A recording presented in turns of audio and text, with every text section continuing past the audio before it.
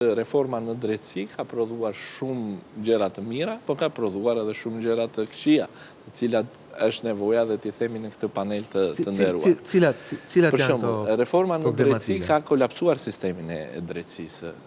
Ende dhe sot flitet për vakanca në sistemin e drejtësisë, vakanca në prokuroritë e rretheve, kur e thot prokurori i përgjithshëm në raportin e vitit 2024, që më shumë se 1/3 e prokurorëve dhe vakancave mungojnë, pra prokurorët në prokuroritë e rretheve, nga 3 që duhet jenë, janë vetëm 2 që bëjnë punën, 1 dhe mungon.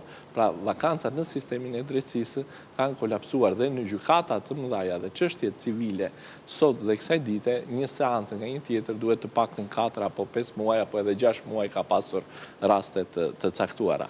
Për te vakancave në sistemin e drejtësisë është dhe mbyllja e 5 gjykatave të apelit, gjykatës apelit të Shkodrës, Vlorës, Gjirokastrës dhe këto shtojnë dhe kosto për qytetarët. Jo vetëm që shtojnë kosto për Ka qytetarët. ju flisni për ndryshimin e hartës gjyqësore, që u debatua fort pak vite më parë. Por të marrësh drejtësi, të paktën në çështje civile, duhen të paktën 7 apo 8 vite kohë. Pra që nga Më tepër, skandal.